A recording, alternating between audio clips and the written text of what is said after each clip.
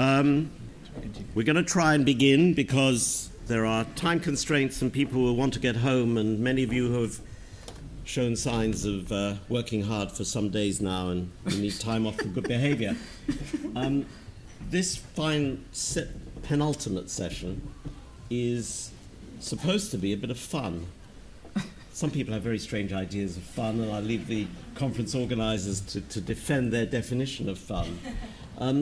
But the idea was really to imagine a case, to imagine a fictional program yet to be devised that has all those characteristics that we've learnt to love in the last couple of days, programs that are indeed international and global and complex, etc. And the case that has been envisioned has only been revealed to the poor subjects of this experiment, entirely unrandom experiment, quite recently. About yesterday they got the text, and some of them, I think Charlotte couldn't even open the email that contained the text, so she's working in real time, as they say. Sanjeev is working in a much more relaxed mode because he's been thinking about this for most of his life, so we're going to get the benefits of his entire life wisdom in the next half hour or so. This mythical program that has been given to us is about improving the safe, reliable and sustainable access to clean water in the Pacific Andean region. It covers 3 countries. They are yet to select their priority outcomes and yet to select their portfolio of activities. So it really is at an early stage in the program, but at the same time it reflects the openness that many of these programs inevitably have. It actually offers the opportunity, let me just see if this thing works, right, opportunity to apply and think through some of the various designs, methods and ideas that have floated around in this workshop over the last couple of days. So this is a program that has a planning stage, an implementation stage, an extension stage. So the evaluation is supposed to address all of those phases in some way. Now, we don't expect our revered, renowned evaluation consultants who have been drafted in at short notice to address all of this agenda. But this is the scope of the potential agenda, and they have the opportunity to pick aspects of it, things that they think they could add value to and make suggestions about. And these are schemes that this is a type of evaluation that contains all the characteristics that we've seen in other programs of the global health variety that you've been talking about among yourselves. So hopefully it will offer opportunities for many of the things that we've talked about during the course of this event, how we choose designs and methods, the kind of data problems that can be envisaged, how to disentangle the confusion between data and methods and modes of analysis, the possibilities of trying to use realist ideas, modeling ideas, large-scale statistical studies, qualitative work, and how all of that might work together. So each of the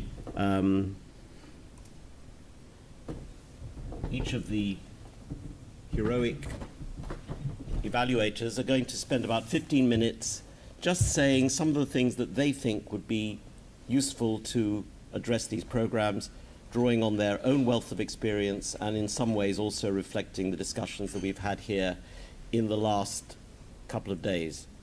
I'm going to ask Sanjeev to go first, 15 minutes, and I'll be ruthless at the 13th minute. Right, just give me a warning at the 12th minute, actually. Are we good? So what I liked about this example is the fact that it has aspirations written all over it without clarity on how to get there. But that is the nature, at least this is honest, that is the nature of 90% of the interventions I evaluate. I was trained as a statistician. I was shocked that I was actually part of a $50 million evaluation. I was shocked that we were investing as much on the evaluation, when there was absolutely no clarity on what the heck was the intervention. So this opportunity to bring in evaluative thinking right at the front is something that I think it's not an exception. I think it's the norm. And for me, if I had more time, I'd talk a little bit more about it. Very quickly, I'll use a weird journey. I'll talk for 2 minutes on this intervention, use about 7 to 8 minutes, talk about trends in evaluation and concepts that are important to move towards the design. Move towards the design itself in the last few minutes. And if you have time, there's a field of evaluation that's growing. There are PhDs and masters in evaluations that are starting. We've not had much time to talk about it, just if I have time to reflect on it. That's the map, if you will. So here's a very crude sort of program theory, if you will. This is between sometime early morning. Cooperative funding streams, develop partnerships. As these boxes come, I want you to reflect on the arrows, and the question you've got to be thinking about is, this is going to be a freaking miracle if the box actually happens. Planning for this is what is lovely about the write-up was the focus on sustainability. You can invest, this is $3 billion being invested, but guess what? Over 3 countries, over 5 years, money is going to go really fast. So if you're not thinking about sustainability early on, best of luck. But this is also critical. Far too many of these initiatives are global in its focus, not local in its attack. Water has a very, very specific health problem, very focused on health inequities, and I think we can't lose sight of that. So space is going to come back again. Very critical, the teams have a chance to do specific interventions, evidence-based or otherwise. The question is, how are such packages chosen, et cetera, et cetera. There are implementation structures. You can come up with the greatest plans. Great plans don't equal great implementation. That's a story for another day. But what are the structures for implementation? And what are your implementation of both interventions as well as systems to support the interventions? How will that lead towards now come? Actually, all along the way, it really implies miracles along the way. Improve systems, improve availability and access, leading towards improved health and well-being. Jeff spoke this morning about mechanisms, context, mechanisms, and outcomes. The question I want you to reflect on, I don't have time to go through it, is what's the mechanism by which a cooperative funding stream actually leads towards developing partnerships? I have actually found the presence of great money an impediment to leading towards partnerships. It's so these sort of buzzwords we take for real. From an evaluative perspective, I've actually found, no, we've got to be far more nonlinear in our thinking itself.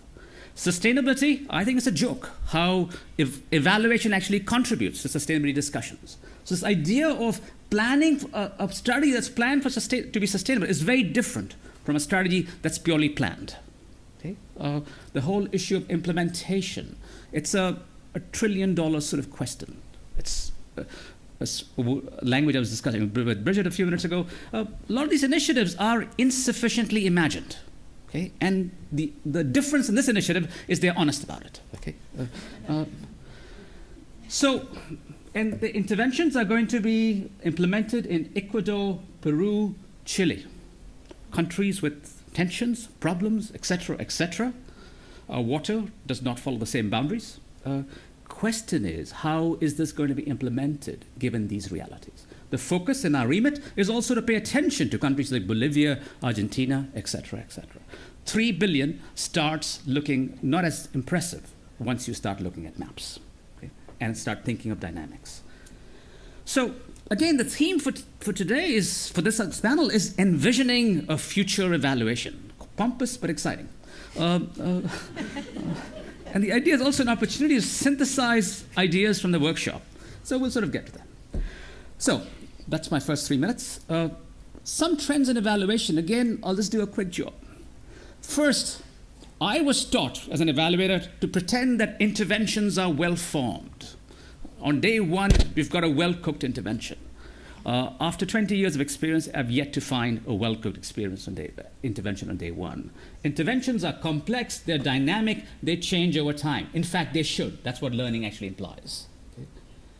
Okay. As a point I've stressed, I'm not as impressed with all these experiments with theories of change, because theories of change over time. And the whole idea here is how do people's thinking, understanding of how programs work change over time? There's an entire field of evaluation that was only mentioned once in our meetings in the last 2 days on developmental evaluation, different from international development, developmental evaluation, where the evaluation team itself participates in the development of interventions. This project, for all its aspirations and its lack of clarity, is begging for some degree of developmental evaluation. But again, this question of mechanisms, this idea that program activities are not the same as mechanisms. So this workshop is a series of activities. But what's the mechanism by which, this is my question to Bridget, what's the mechanism by which this workshop will actually influence anything in the Institute of Medicine? That's a different question from a series of panelists, et cetera, et cetera. But the other idea that's not been fully covered in these workshops is there's nothing wrong with connecting theories of change with experimental and quasi-experimental approaches. There's a world possible where Emanuela's presentation can be connected to Jeff's, for those who are here for that session. The other big area is if these are long-term initiatives, no one is expecting Peru and Chile's health to improve in 1 year, 2 years. But the evaluations are going to be commissioned for 3 to 4 years. The question is how in the act of actually evaluation, you're actually leaving folks with the capacity to evaluate in the longer term. Far too many evaluations are planned by outsiders as drive-throughs where the capacities of the folks being evaluated are not built. So that's the other challenge here. A theme that's come up in the workshop. The idea is not this grand evaluation report that comes out in 2017. The question is what does continuous improvement look like, etc. But again, it's a bit of a revelation for me. I was trained as an evaluator. Evaluation is not the same as learning. Monitoring is not the same as learning. For learning, you need explicit learning structures. And I don't think we often plan for that. But the important thing we're moving towards is if the interventions themselves are dynamic, as most things in the world are, okay, how does the evaluation adapt to that? Okay, that's the big challenge. So, the history of evaluation in one slide. Imagine if you were making soup. And in one case, you go home and your spouse says, what do you think of my soup? That's an evaluative question. Rubbish is not a good answer. More salt and pepper, a little more tomatoes, and the way you say it matters. That's a formative evaluation. Second, you're the restaurant critic. You go to the restaurant. Rubbish is an acceptable answer. Or go and have the soup. That's a summative evaluation. Notice in both the cases we imply that you've had the soup before. You should not be in the business of saying soup is rubbish. You've probably not had the soup before. Very often, this is increasing what I'm realizing, very often no one's made the soup before. I would actually argue, even though there may be evidence for similar kinds of things, what is challenging out here is we know tomatoes are good, or peppers are good. We have evidence for each of this. But the package of these things, how they all coalesce together, is what makes it complex. This is where you sitting and sort of with your hands in your pocket and saying this is not a good intervention doesn't make a lot of sense. You've got to play a different role. And what's been remarkable for me is that the textbook has been written on this only a couple of years ago. It's been stunning to see the rise of developmental evaluation in the last few years. Very important slide. I'm trained as an engineer, and this is a topic that's come up in some discussions between George and Elliot. What has surprised me in evaluation design has been we pretend that we know more about the world, even for narrow interventions. This is an industrial engineer and statistician talking, not a complex systems person talking. But he says the best time to design an experiment is after it's finished. The converse is that the worst time is the beginning when least is known. So discussions on context. I think we've got to do the best to bring the knowledge of context we can at the start. But again, we've got to be evolving, adapting over time. Okay? So this is all the preliminaries. So in response to all of this, part of what I proposed a few years ago was a 10-step approach. I'll just talk very broadly.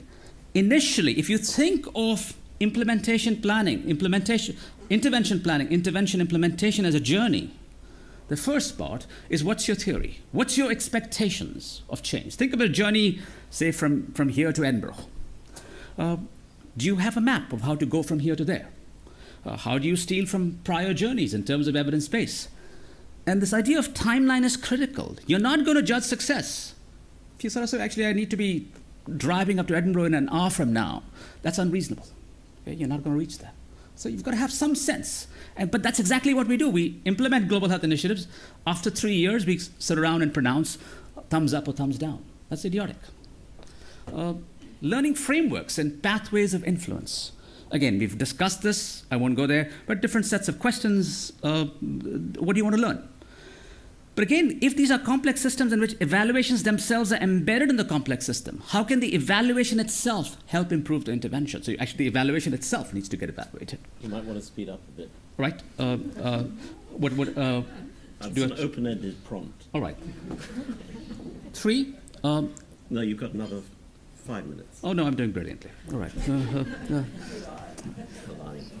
I don't let him dampen. We had drinks together yesterday. And, he's not going to take any notice. Exactly. We're friends. And don't deduct this conversation from my time. Deduct the conversation.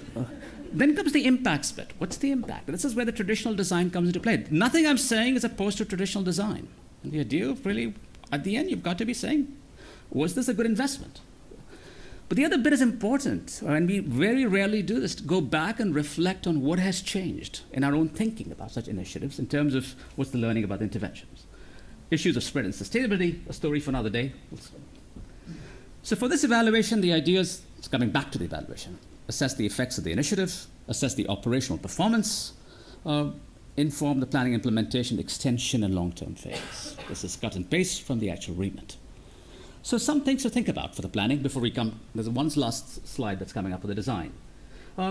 Just to sort of give you how large the space here is. You've got to sort of think through ongoing agreements in terms of the planning phase and possible dispute resolutions. Interdependencies become very critical in a spatial problem like this. Variations in geographies, and how are the plans addressing the needs of those who need water the most? Okay, this becomes very critical. Extractive industries, mining all over the place. You've got to be pretty serious in the planning process. Pay attention to needs and capacities, not generally, but specifically for areas that, again, need the most, etc. Again, the whole issue of infrastructure. This is where $3 billion is going to go. Again, how is this being chosen?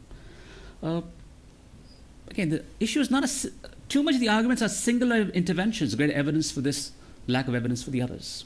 What's the portfolio? What are local assets? Because $3 billion, it cannot be just outside investments. It has to be matched, etc., etc.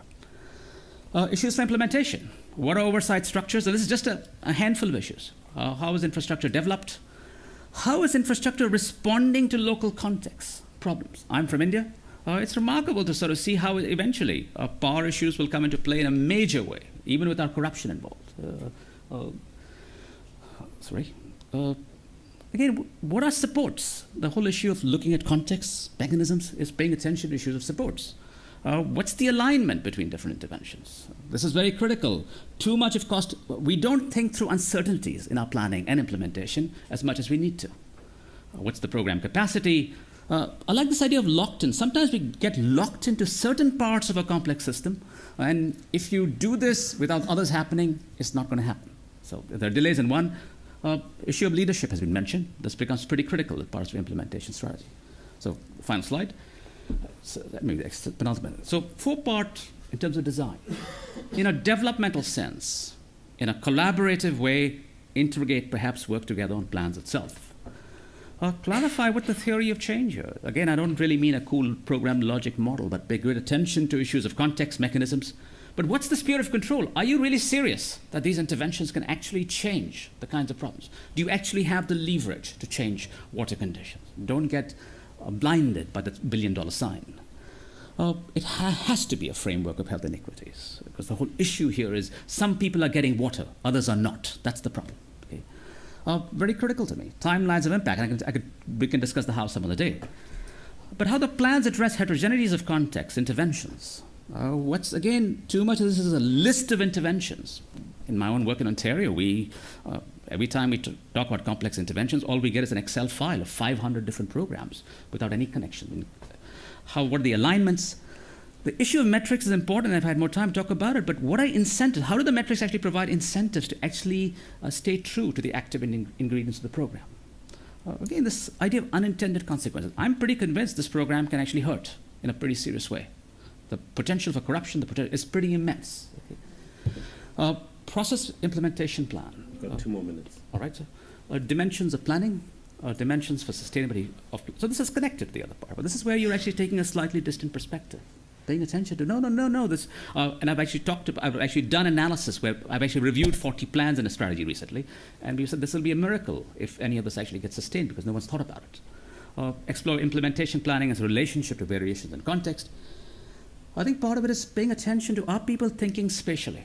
This is a spatial problem, maybe a space-time problem. They need to address that in a very serious way. Impacts, very critical. I would not start with, here's a cool set of methods for impact. That's silly. You've got to start with thinking about, this is a long-term problem.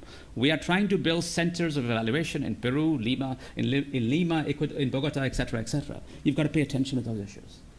Impact designs, I could see a role for interrupted time series. I could see a role for a range of multi-level models, et cetera, et cetera. But again, I'm looking at Jeff. The idea of actually context, mechanism, outcome configurations have a role. I would think of space, and I work in spatial econometrics. I could see a role for spatial diffusion types of processes happening. So you can go crazy with this sort of stuff. But very critically, and here's the important part, you've got to focus on hidden populations. The idea of actually sampling, maybe in a selective way, to say, actually, is water reaching these folks in shanty towns in Lima becomes a pretty important problem. So pay attention to slightly different unintended outcomes. I'm just raising the headline items. So very critical in all of this is, it should not be a bunch of activities that folks in Toronto or Washington, D.C. are doing. That's idiotic. The issue is who's learning? What's happening on the ground? This is not knowledge base that we're developing for DC. It's got to be for Lima, for Ecuador. What's capacity building? And what are feedback structures? Last slide. So all of this, the grand vision for what are the big themes for evaluation? I think using realist language, for me, part of where we are going with these kind of strategies is to move away from a successionist notion of cause, and we move towards a much more generative understanding of what are mechanisms needed to bring about change. Two, I think we make a mistake by just speaking about evidence-based interventions. What we actually need for bringing about change in places like Delhi and Lagos, etc., are ecologies of evidence. It's not a single evidence itself that's sufficient to bring about such kind of change. I've already stressed, I think program theory is not enough. We've got to be much more focused on uncertainties in our program theory. The problem is one of knowledge translation. It's not one of evaluation. I think we've got to do a better job as an evaluation community to focus on issues of knowledge translation in a real-time basis. Far too often, our evaluation methodologies are grand reports that are read not by the people whose lives we're trying to improve. Capacity building is central because it's not the grand outsider who's going to bring about a change. Time horizon and functional forms, as homage to Michael Woolcock again. We are far too often judging success without having clarity of how long these things take. I think actually engaging stakeholders on the ground are good ways to get a move in that direction. I've already talked about developmental evaluation. Again, the issue is, and I've stressed this, is we've got to move away from what's the best design. That's, I think, 1980s language, 1990s language. And too much this debate on RCTs versus others is silly. The idea we're moving for is portfolios of interventions. We've got to think through a portfolio of designs. Finally, all of this is, at the end, where the $3 billion is going is not just Peru, Ecuador, etc. You're trying to say, how is all of this going to be spread, scaled up, and generalized? And where I feel as a field we have not done a good enough job is to actually examine, is generalization, given the nature of a very contextual world, a very complex world, what does generalization as a concept actually mean? Let me stop here.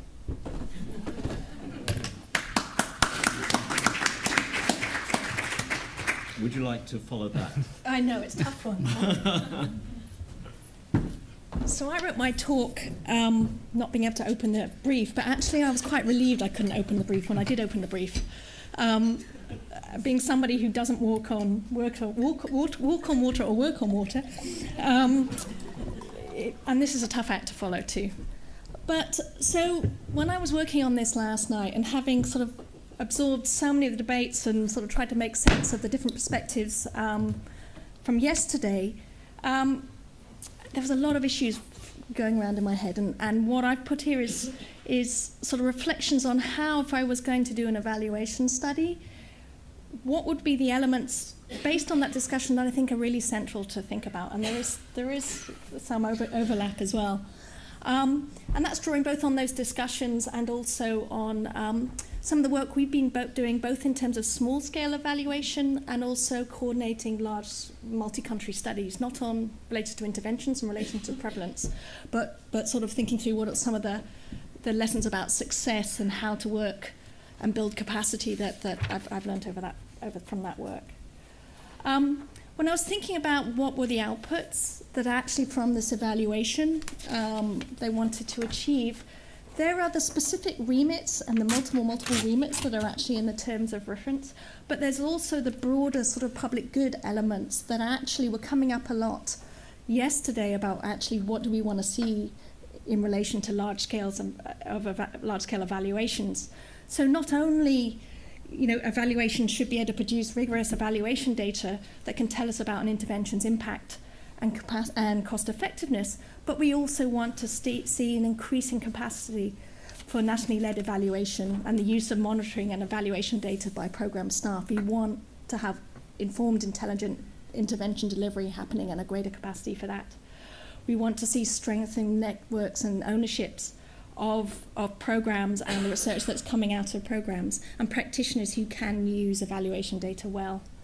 A specific of the call was also to learn about future expansion, so we need to learn from our evaluations not only about what works in the setting where people are trying to do the evaluation work, but also what might be the lessons for other settings and the associated resource requirements.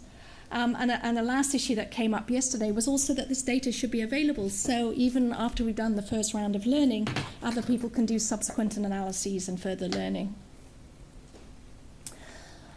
When I listened to Chris Whitty's talk yesterday, I was really struck by the way he just divided evaluation into these three sort of buckets. There's one about this assurance to pay masters. The second around course correction, which I got the sense he was thinking about as that something that actually is part of good management versus evaluation. And then the third was the sort of impact evaluation. And I got a sense, and it was sort of puzzling me all of yesterday, are they really so mutually exclusive? Because actually I think, these are things that most evaluations should be striving to do. There needs to be some accountability insurance. We should be doing programs, improving programs by learning and thinking how do we use evaluation approaches to learn by doing. But we also need to be able to say, did the interventions actually work? Do they have an impact?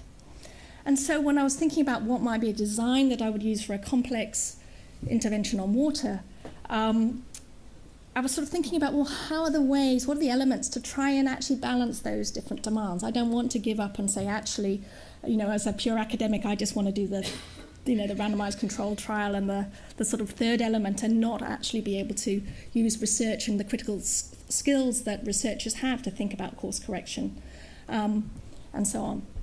So in terms of the balancing the demands, I think the kind of issues that came out yesterday and that will be important in terms of this evaluation was to really try and make it a very meaningful multidisciplinary evaluation.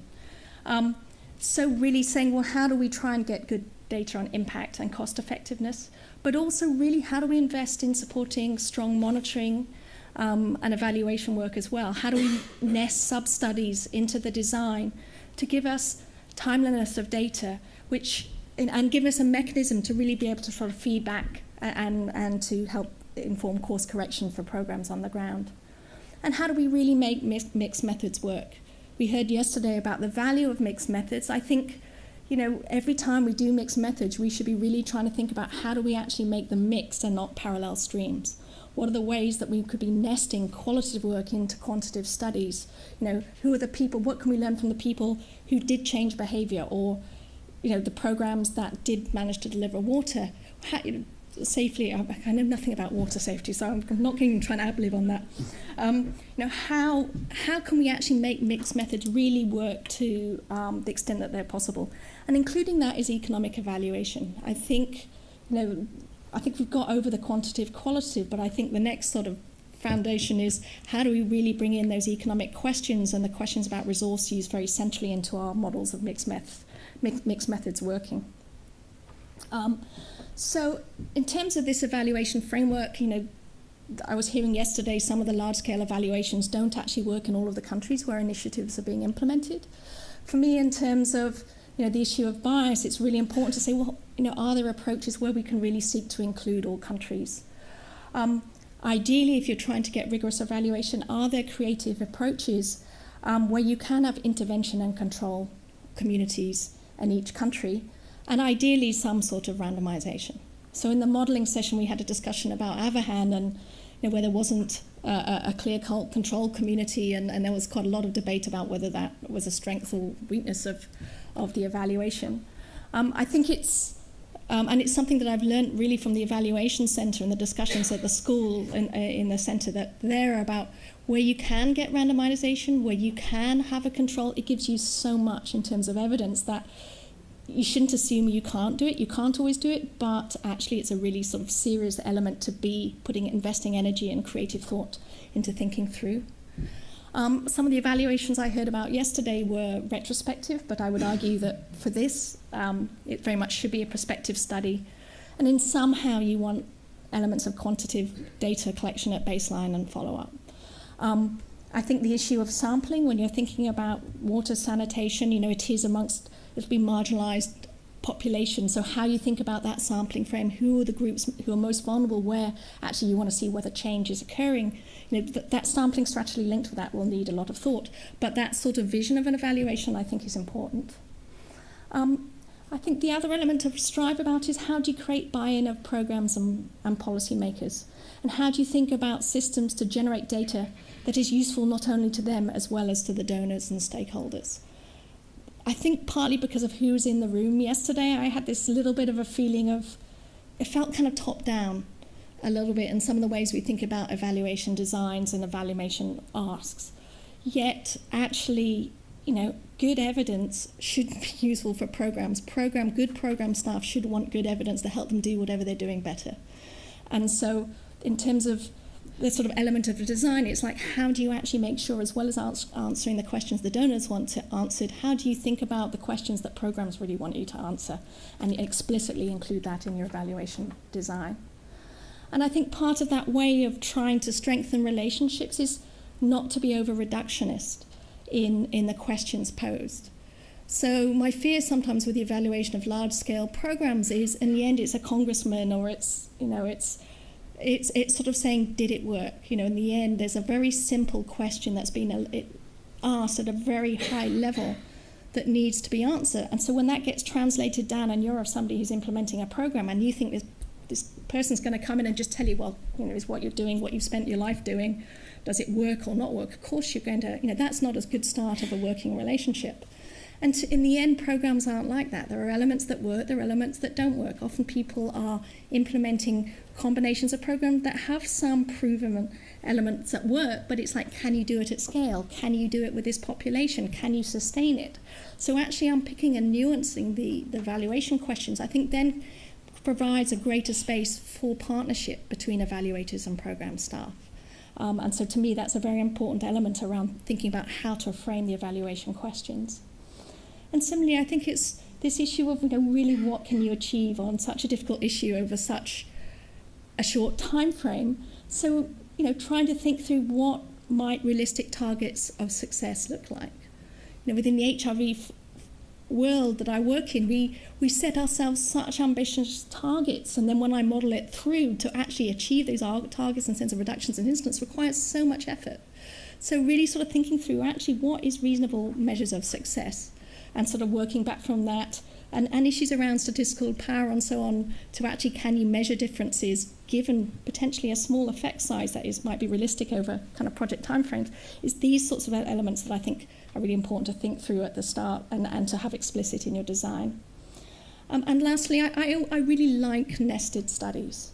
In a way, when we're doing large evaluations, we have a bit of an engine that's sort of moving, and there's certain sort of bits of data collection we have to keep standardized. But what's really nice about small qualitative studies and sort of nested pieces is you can make that very flexible and responsive if you're well embedded in programs, if you have researchers embedded in programs. And that's the stuff that can really help you course correct. And it can be low cost and highly influential and really appreciated by programs on the ground. What I've learned from doing a 10-country study on violence against women is how important, in terms of doing any multi-country initiative, is the time that you spend investing in building trust and strong working relationships. So, if I was writing a proposal for this evaluation, I'd be wanting annual face-to-face meetings, I'd be wanting to try and bring together program staff and the different both national and international evaluators. I'd want national researchers to be part and parcel from the start. And so they're very much, embedded in that working together. There's an element of capacity building, and I can't see any other way of actually doing evaluation research or developing capacity of evaluation research. I think in terms of the questions and sort of on-the-ground questions around evaluation, it's that nuance, including, how do we address bottlenecks? What are the bits that help us to get things going, that help us get access to a community, that help us to do something nice with water? Sorry, I don't know the field. And what are the things that are the hindrance? What are the hindrances to that? Because that actually on the program level is what you really want to learn. And if you want to replicate to other settings, you go, well, look, in this political context, you've got to go and deal with these authorities. Look, in our meeting, let's share the experience from this setting where they managed to get the mayor to support some safe water campaign. And let's see if we can try that out somewhere else. So I think, using those meetings to share programmatic experience, as well as kind of what you're learning from the research, is the way to think about evaluations. Because what I see from, we've done some quite in-depth randomized controlled trials where we have that sort of interaction. That programmatic interaction then fires up the research team to say, actually, we need to look at this question and we need to document this. So as well as that interaction, it's a two-way learning process. Two or three more minutes. Okay, and if you do that well, actually, it's fantastic. And sort of really need to put emphasis in cross-disciplinary and research practitioner discussions. Because I think it's how you support the development of a common agenda. Because to me, the common agenda between programs and researchers is, what we all care about really is how do we make evaluations work to help interventions to achieve greatest impact and to deliver programs efficiently. At the end of the evaluation, we want to learn, hopefully we want to show these interventions are effective. So you want to use that research process to support it along the way. We haven't got fixed models of intervention. Interventions are complex, they have to be adaptive, and we need to use research to support that. I think I do like theories of change, and I do think at the start it's important to spend effort investing in thinking and making explicit different programs' underlying theories of change. They're going to change, they're going to evolve, but actually that's part of the learning process, is saying actually what are elements we missed, what are elements that we thought were important or less important, how does it differ between contexts? That sort of theory-based learning as you go along, I think is very important if you're thinking about replicating interventions in other settings.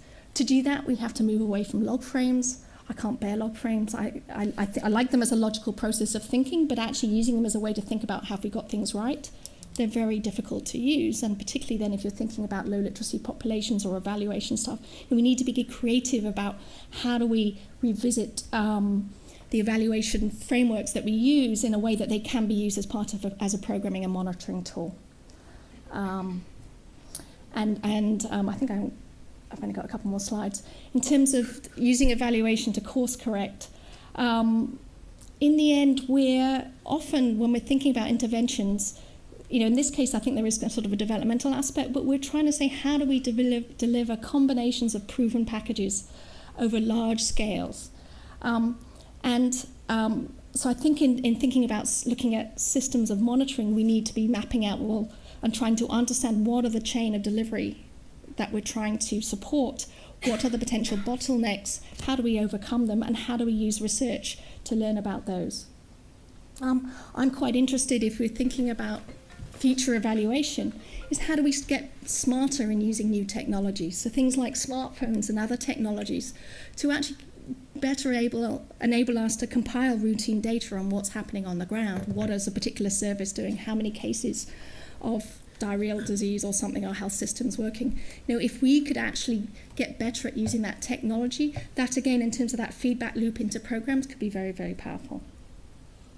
So I've got lots of ideas of what you can do and all the disciplines and all the discussions and process that needs to happen. I think the final slide is this sort of complex, very process-oriented model of evaluation that has different disciplines, that has lots of different players, realistic, feasible, and affordable. And I think it should be. I think really to do strong evaluation, it takes resources, It needs to be perspective. It requires commitment, and it requires investment. It requires the building up of trust between partners.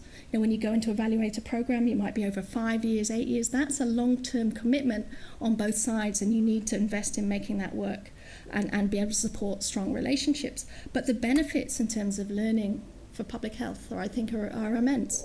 And so actually, when terms of reference like this are being put out, alongside the sort of large program budgets, we also need sufficient evaluation budgets to actually really get this sort of applied evaluation models working. As somebody who works in a public health school where we do a lot of teaching on evaluation methods, I was thinking yesterday about all the discussions, and I think it raises questions about, if we are developing capacity in the field, what are the models of public health evaluation that we teach our students actually broad and flexible enough? We teach them the essence of good evaluation design, randomized controlled trials. People go into their specializations. Are we supporting them to actually, learn how to work effectively as researchers with programs? Are we supporting them to be able to bring together different disciplines? Because actually the complex public health challenges that we face require that multidisciplinarity. And so, as that skill, if that skill gets developed, then this sort of intervention model, I think, will become more feasible. Thanks. Thank you.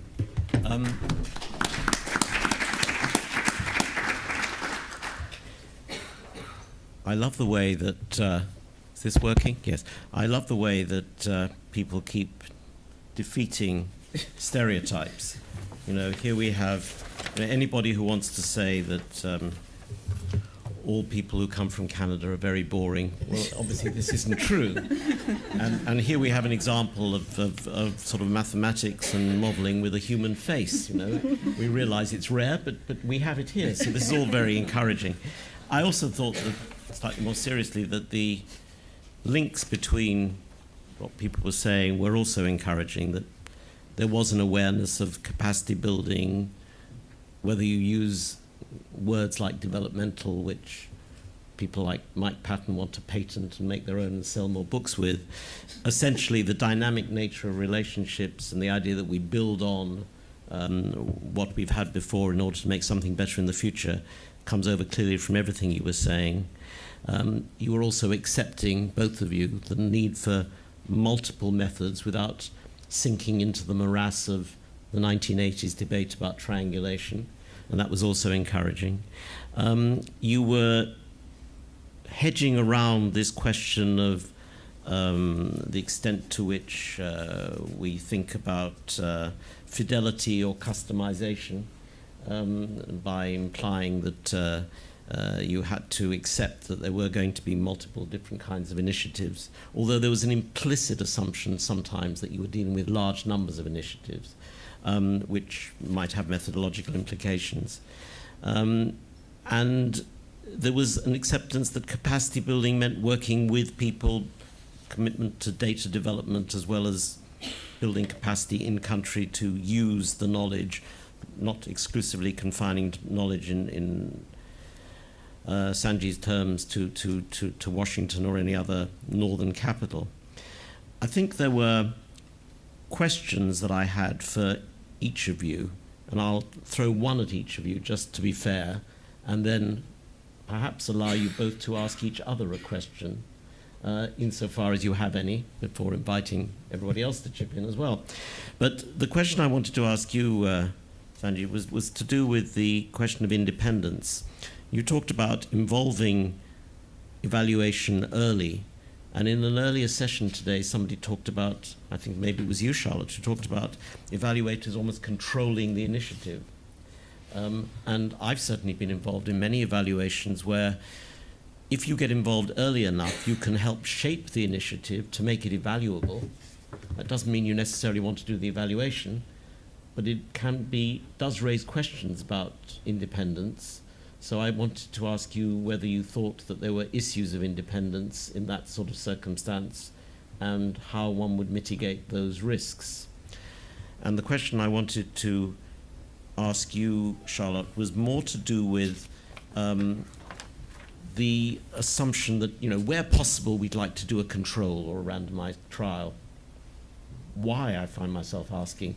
You did acknowledge that you didn't know much about water, but for example, my reading of this scheme includes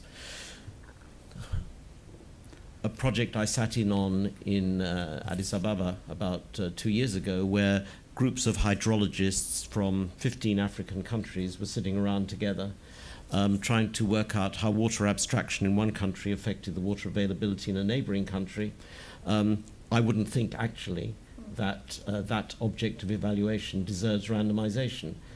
It's the sort of initiative that you could well imagine being undertaken, and that raises for me the more general point that it really depends on the question we want to ask, which is not simply what aspects work and what aspects don't, but under what circumstances does this object deserve to be treated like that? And I wonder whether you could in any way be shifted from your commitment to the gold standard to recognize that there might be some circumstances where obviously randomization is essential and others where it might not. But let me turn to you first in terms of independence, Sanjeev. So I was... We good? I was definitely trained as a fairly traditional. Just do an objective evaluation, just send me the damn data, I'll do the analysis, send the results, etc. Quick anecdote, I was in Scotland for a few years, and a lot of my own views of evaluation changed when I worked for a few years there. I was working on a very large initiative in Paisley, Scotland, called Have a Heart Paisley, where the focus was on health inequities, and the focus was on reaching the poorest of the poor from a very poor part of Glasgow. It was meant to be a pretty traditional study. It was a national demonstration project. At the highest levels, there was an interest in, is this going to work? There was a focus on trying to spread the results, etc. 3 months into the study, the project director calls me up. I'm in Edinburgh. She's in Paisley, 2.5 hours away. And she says, we're having a problem. We've invested a lot of resources on reaching our poorest people. That's not happening. And so this is not news to all of you. It's the better off that are coming. So it's really clear we have got to adapt our intervention. If we are going to have an impact on health inequities, we need to adapt our intervention. What is your view? Now, I'm sitting in my white lab coat pretending like I'm Mr. Objective. I give the completely unsatisfactory answer, saying this is a national demonstration project. Let the intervention evolve as is. Okay? Besides, I'm the evaluator. I shouldn't be telling you what you ought to do. When I think in hindsight, the right thing to do was to pick up the phone, and I could have done that, call up the Scottish Health Inequities team to say, this person is really going beyond the call of duty. And so my own view on independence is there are phases in a project. So the issue is not in too much of the independence dialogue is the evaluator independent versus non-independent. I'm seeing most of the world as a series of phases in which first phase, I was really meant to be more developmental. This was a perfect opportunity to do some good. As it turned out, she was absolutely right. 3 years later, we write the report saying no impacts on or negative impacts on health inequities. But there comes a phase, and this is where I disagree with Michael Patton. It's not that you're constantly developing. There comes a phase in which you've got to back off. And I think making those transitions is an open question, how best to do it, etc. There are personality factors, etc. So I think the open question is, when do you chill out? But I think it's irresponsible in my view, and this is to do what I just did, what I did a few years ago. That's not, and so that's right. I mean, one of the ways that I have dealt with a similar problem in another major European evaluation is to have different evaluators working at different stages. So at the design stage, where you have this engaged model, you have one set of people, and they're not necessarily the people who go forward with the data gathering and analysis at a subsequent stage. That's one way, but I like the idea of phasing the notion. I certainly feel that in some parts of the international community, the international development banks and the World Bank are very, how should I say, they fetishize independence. So it's not related to the purpose, it's related to this must be a good thing. Yes. But in fact, engaging evaluative knowledge in the design of programs can help make them evaluable and can sort out problems that can be avoided later on. I don't think we've done a serious job reflecting on the negative impacts of doing what I just did, of saying I'm Mr. Independent, don't bug me. I think you've got to do a better job of studying what were the consequences of that kind of attitude.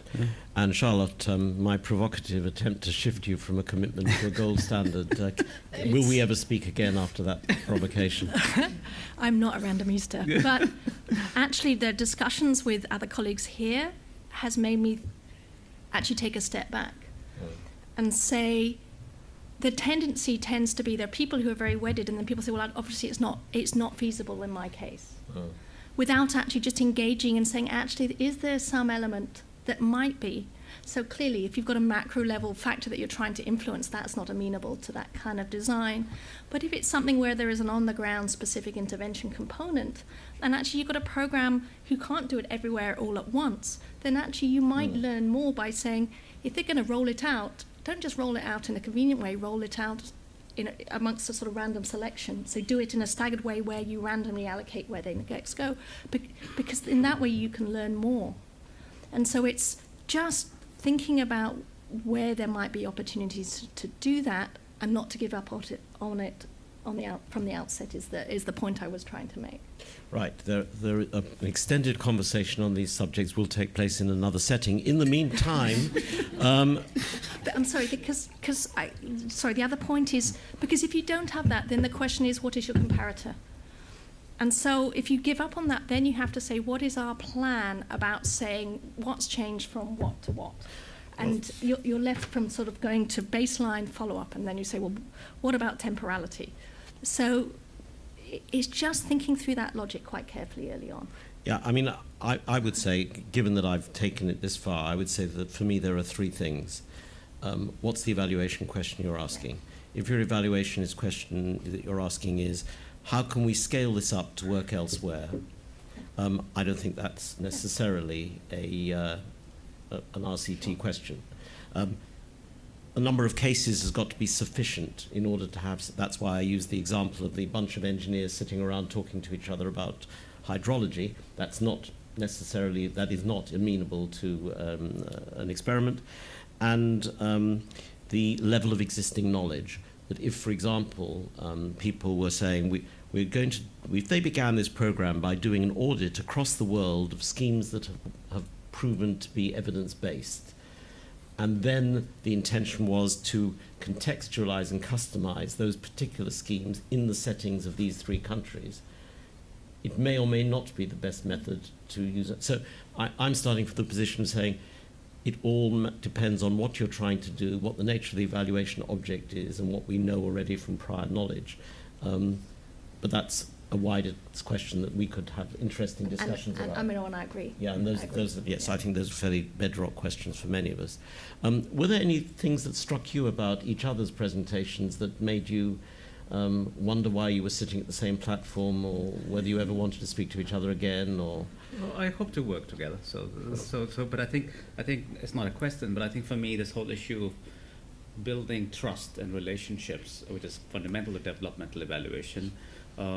I think, again, from a dynamic sense, I've got a pretty good sense of how to do it initially, et cetera. But actually, kind of 4 years into, once RAE comes around, once other things come along, those other life factors that take away from engagement, et cetera, that's been a hard problem for me. I need to put my cards on the table, kind of stuff too. And I think in that sense, it's pivotal to evaluations. But like the developmental evaluation that I was discussing, I felt I did a good job in the first year, but I couldn't sustain it. So it's just a comment. That's right.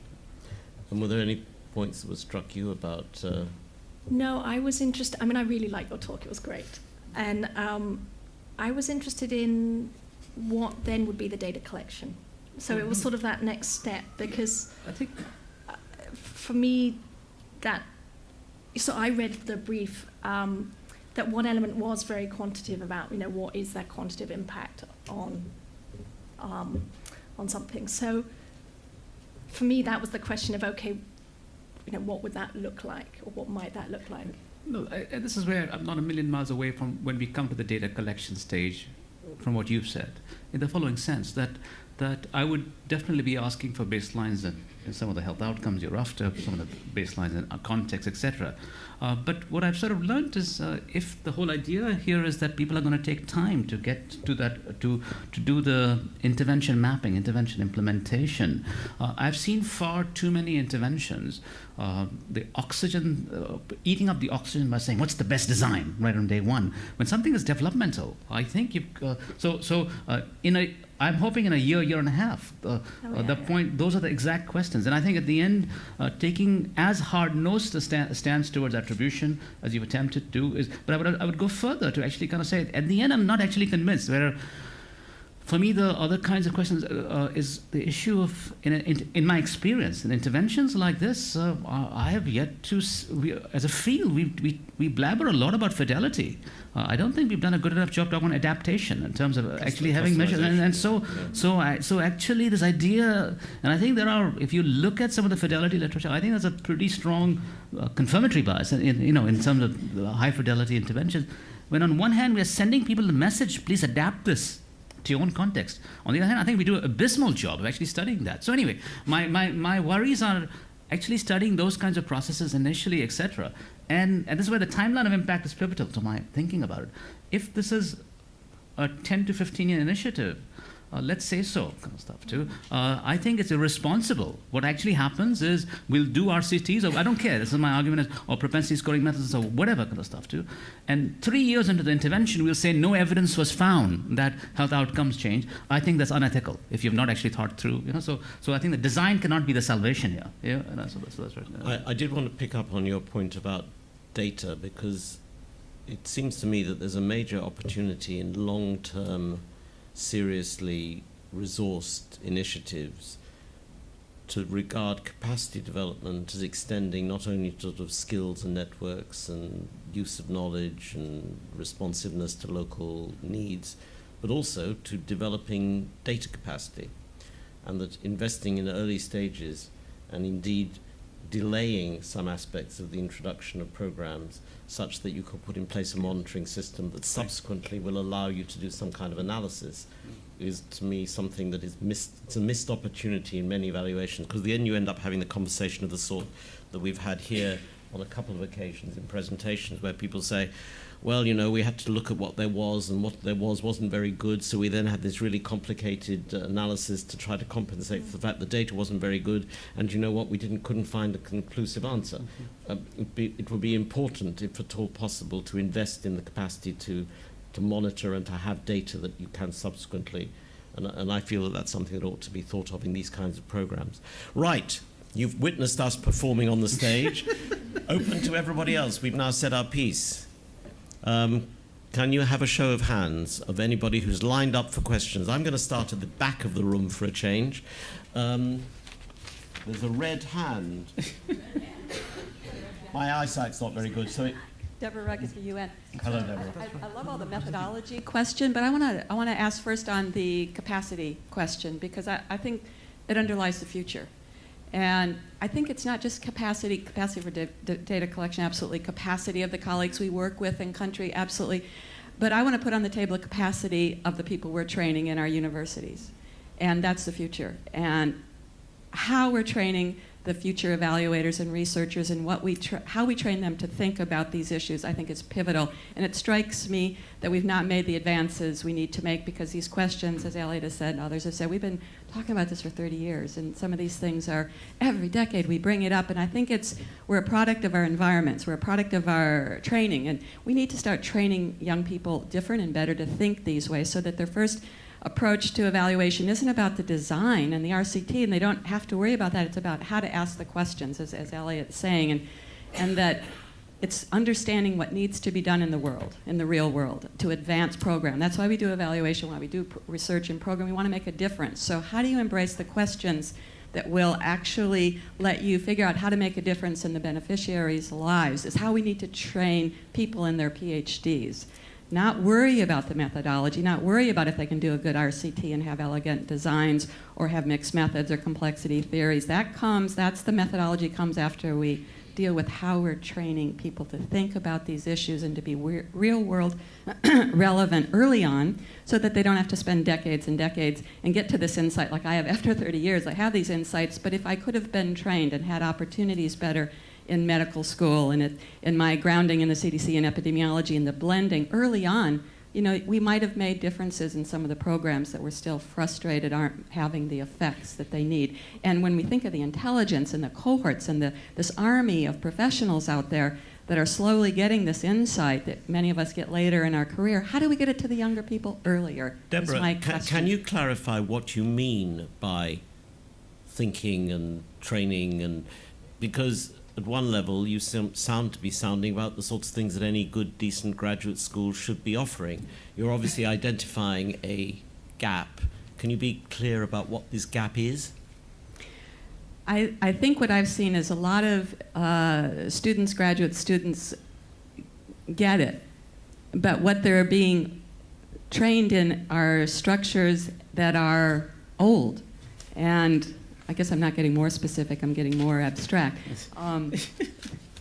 The approach to figuring out what the key questions are that populations and programs need to be thinking about, I think comes with exposure and insight, and then determining what methods, what approach and processes to take comes later. It's not that we learn how to do experimental design. I mean, we should get experimental design 101, but very quickly move into how do you formulate the questions that are relevant, and how do you prioritize? As we see, it's not hard to come up with questions, but how do you get the relevant questions that are strategic to make a difference?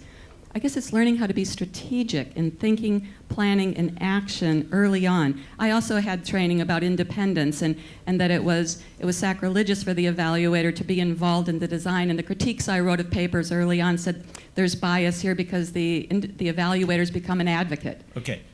I get where you're coming from.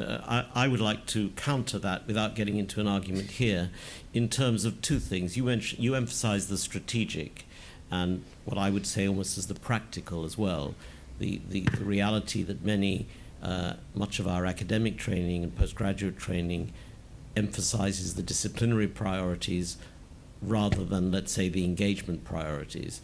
And I hear part of what you're saying is about talking about that aspect of work. But I also think that before you get to methodology, there are issues of ontology and causal attribution and philosophy of science and some of the fundamental issues of how we think about problem sorting, which unfortunately we mainly absorb through a particular discipline or school. And we rarely stand outside those and say, it isn't a question of what my forebears in economics told me or what my forebears in anthropology told me. It's a question of how do we think about these things. It's rare to find that in Anglo-Saxon education, I would say. You find it much more often, for example, in some of the good French schools where philosophy is more deeply embedded. But I do find that the absence of thinking about thinking before jumping into the particular school that we've been trained in is a serious problem that comes up in later life, so to speak. Right. We have a question over here. I think we have a question from the floor. Yes. Sangeeta. And those who still wish to say anything, please wave your arms around so that I can keep you in mind. Thank you very much. So moving from philosophy to Practice. to real-world practice. So even if you are able to engage with the project implementers, the team, however you want to conceptualize them, they're under so much pressure to disperse, spend, roll out, show performance early on once they get monies. Like this idea of setting up the systems first, the monitoring and evaluation systems. By and large, in my experience, what you encounter is we'll get to the M&E later. We've got to get the activities rolling. And my question is, how do evaluators work with practitioners and with the potential commissioners of these things to try and change the way that priorities are set along the work plan of this, or the time frame of an initiative? Would either of you like to start on that one? Yes, I actually like to start with Deborah's question that I absolutely loved. I have more enthusiasm for that question than I think you had, Elliot, in speaking evaluatively. It's a pretty serious problem because I feel the word that sprang up for me was humility, as you asked the question, because I think I've found too many folks, whether it's a master's, PhD, etc., we've sort of trained folks, so we're cool in epidemiology, cool in statistics, cool in quality. I don't care what you're cool in, but the idea that you've got the key. I think in some ways, to the extent, so I'm rambling, but I'll come to an answer in a second, kind of stuff too. I think we have so the kind of first comment is, in my view, in the way we've thought about knowledge, we've reified the problem space. So I think of social determinants of health.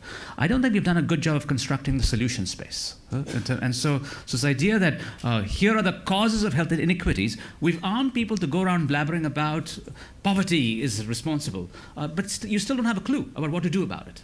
And the first lesson of solution space is working with communities. Be humble.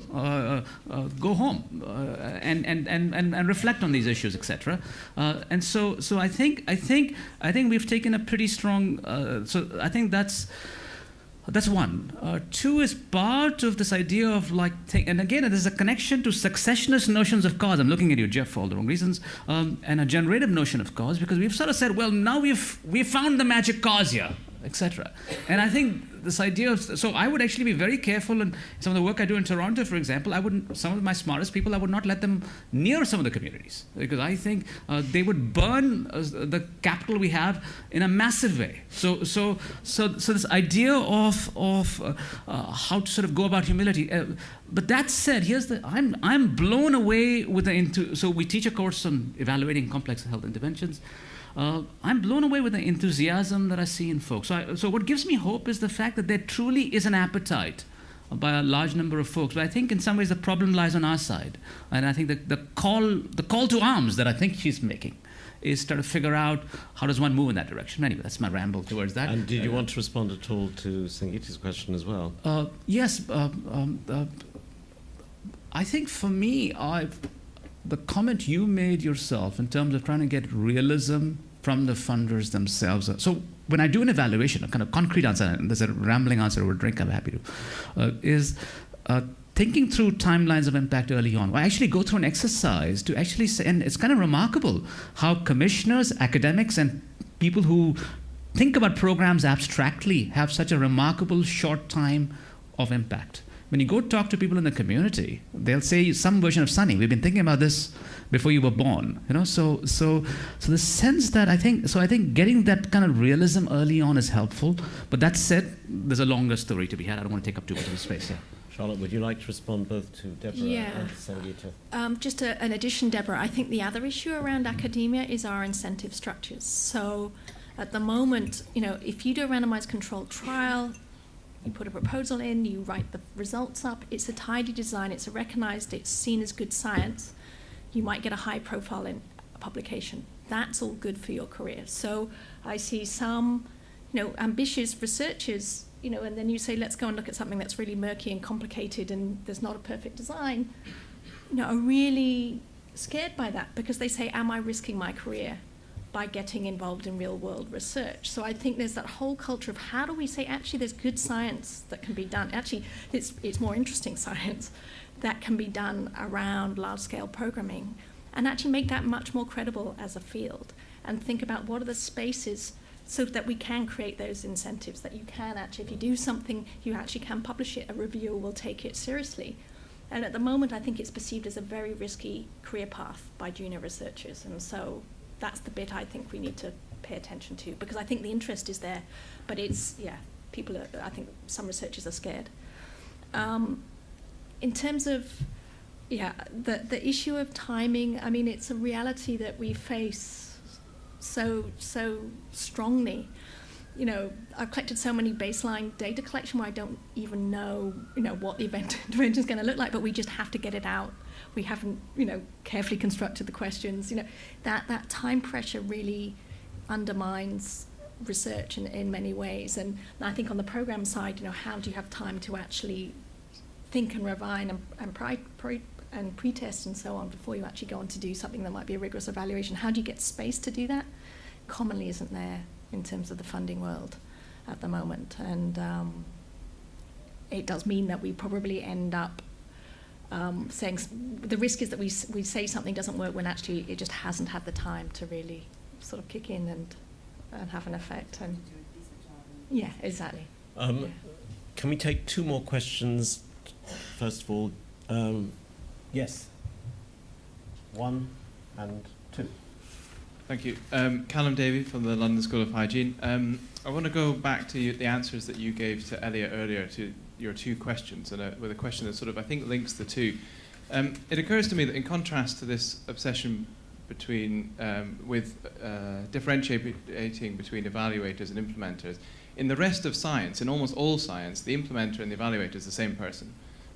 Pretty much always the evaluator of any experiment is the person who's doing the thing to the world that they're trying to find out what happens.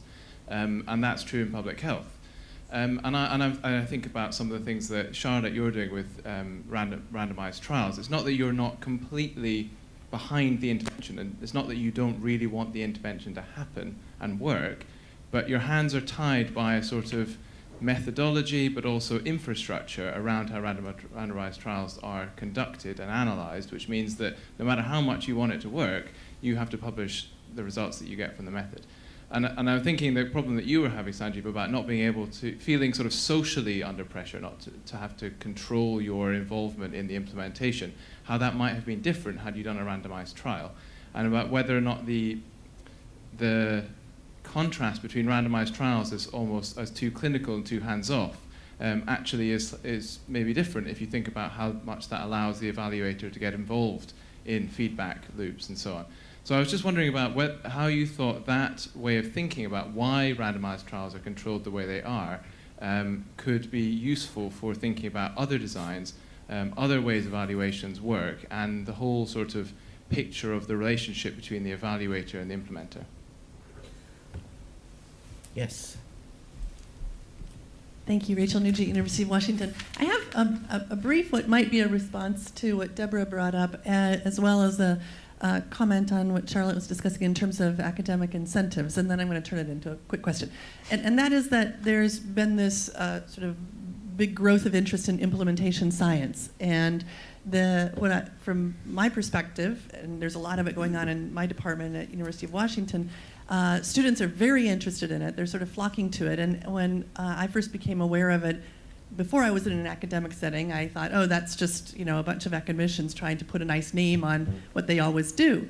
And I have a somewhat more positive view of it now, partly because I'm seeing it a little more close up, but mostly because I'm seeing students quite interested. And I think that they're after it for exactly the reasons that you were raising, Deborah. And I didn't get it because I'm stuck more in my old-fashioned disciplinary framework, but I think they do get it. So I guess I want to just turn it into a question. There are clearly academic incentives now because NIH is very interested. They were, at the beginning of this thing called implementation science now, and they're funding a fair bit of it. So I'll just turn it into a question and see whether it's come to this side of the ocean at all, whether people see it as something useful in trying to answer the kinds of things that were just being discussed. Right. Would you care to address these 2 questions? Do you want to go ahead? Or? Charlotte, you want to go first for a second? Okay. Callum, I just want to pick up on one point, this issue about the relationship between the evaluator and the implementer.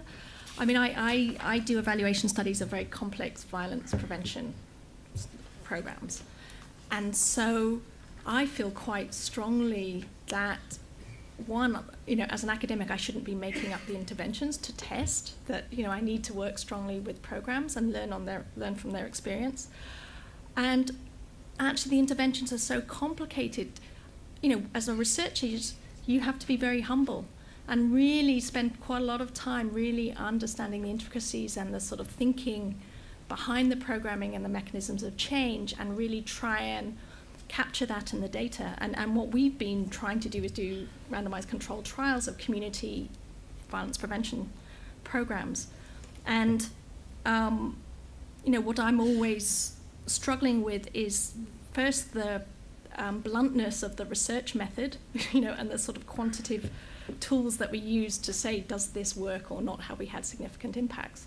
But it's very clear that we couldn't do that work without having a very strong partnership and trust and ongoing engagement with the program, both in terms of making sure that we're getting the issues, that they're reflected well in the questions, that this programs are supporting access to communities for the research, they're delivering the interventions to control communities after we're thinking together about what are the key questions that are useful for them that will be useful for policy, and so on. So I don't think as a researcher you can't not be invested in the program that you're working with. But my whole, as a researcher, your credibility and your business is to be an objective researcher and to do good science. You care, but the way you care is by wanting to learn what actually works. And so I don't see that, it could be seen as a tension and you could be perceived as an advocate, but actually for me that's the way we do good science, is really investing in those relationships and saying, programs need to learn, research can help you learn, because actually we both want to address this issue. And is that to be seen as a weakness of a study design really concerns me, given the sort of issues the health issues that we're facing nowadays. In terms of implementation science, the other word for it is program science. And so sort of Sevgi Aral and Jamie Blanchard have been really sort of spearheading that as an approach, which is, I think, the same as I don't know, I'm not quite sure the difference. And I've been engaged in those debates, and I think it's been really interesting to see how programs have, sort of national programs have been interested. So, they've got interest from Public Health England, in the US from CDC and so on, about how that element of embedding research within programs to improve programs really sort of resonates very strongly. And so I'm quite excited by that. But we've been discussing this issue of what are the incentives, how do we think about the sort of academic courses and training that would support that aspect of science in its development. Callum's question. For me, I just want to clarify, even though a majority of us are in research settings, most of us are not working directly in program settings, overwhelmingly, people who do most evaluations are directly working with programs itself. So I don't want the weirdness of our context to sort of drive the answer. Second, I have found program staff to be among the most critical of their own programs. This view that it takes a researcher sitting in Toronto to be objective about Edinburgh is idiotic. So that's not fair. It's condescending. And so I think more and more I've sort of learned, no, man, these folks are actually quite self-critical. Third, the problem here is not one of design. The one of if interventions. Here's a statistical, conceptual question I'm going to throw in. If the programs themselves are changing constantly over time, here's what I'm struggling with: is what does bias mean? In terms of the idea here is really, say this estimate is biased. Often it implies you're sort of you're clear about what is that it that you're evaluating. If the it keep constant, I think there are pretty important conceptual issues that remain to be done. Some folks who so the problem here is when you, especially given the discussions we have about context, and for the most part, I didn't find clear answers, clear knowledge of context, etc. When you implement a program in settings, you suddenly realize the context doesn't support it, and you need to modify it. Are we empowering the communities, if we are doing a more traditional game, as we are, to actually make those kinds of changes? And as my example said, from my point of view, whether it's in our city or not, that's not going to save it. I think, Rachel, your question, I think I share that enthusiasm. In Canada, the Canadian Institute for Health Research is big into knowledge translation. My one critique where I'm less than enthusiastic than perhaps you are is, for the most part, I still find a view of knowledge translation as being linear, being quite academically driven. The idea of actually figuring out much more non-linear ways in which you've got to work with communities right from day one in the knowledge generation stage itself. So I think implementation science provides those frameworks to move us in that direction. I think it's quite interesting that my reading of implementation science is that, and I recently read an article in the Journal of, I think it was Community Psychiatry.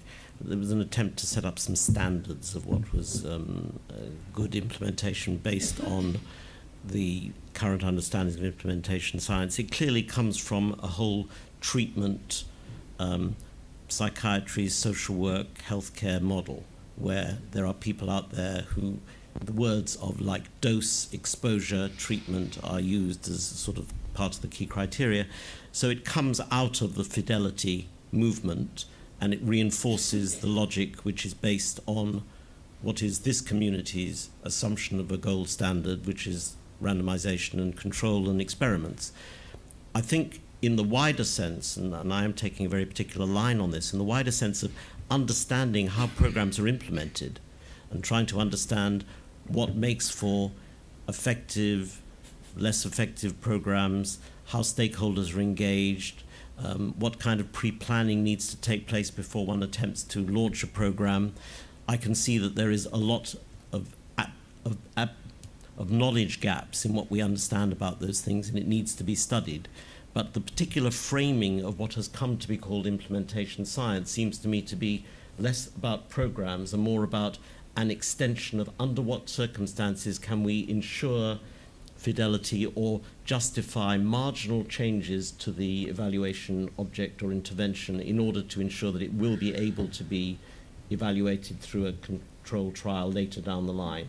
That's certainly the major articles that I've read on implementation science come from that perspective.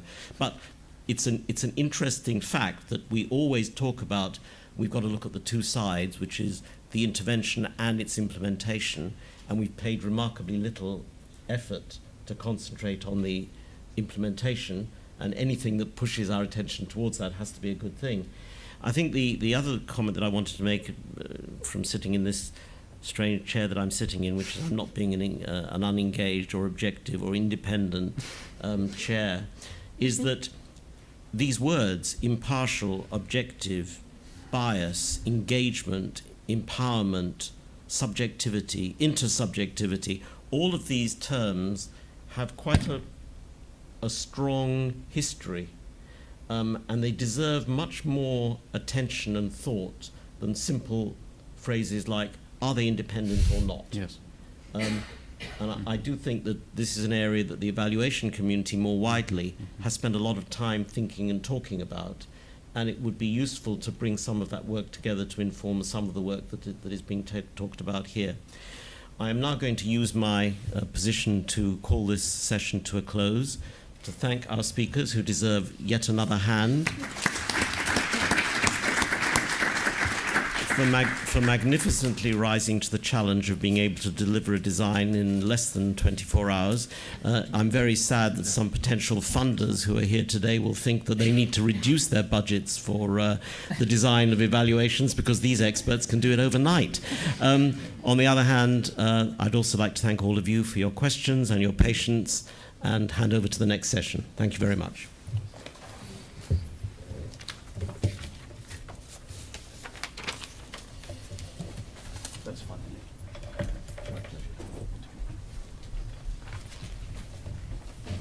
We're now going to invite our sponsors to come up and take their spots and share some reflections.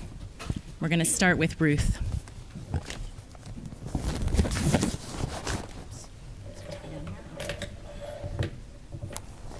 have some slides.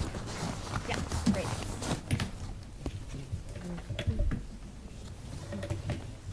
All right, well, my colleagues get settled here.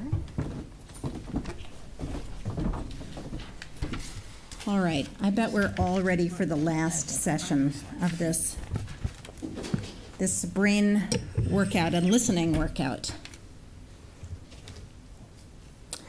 So I've been asked to just do a kind of real-time try at some of the key takeaways from the last 2 days of very rich discussion.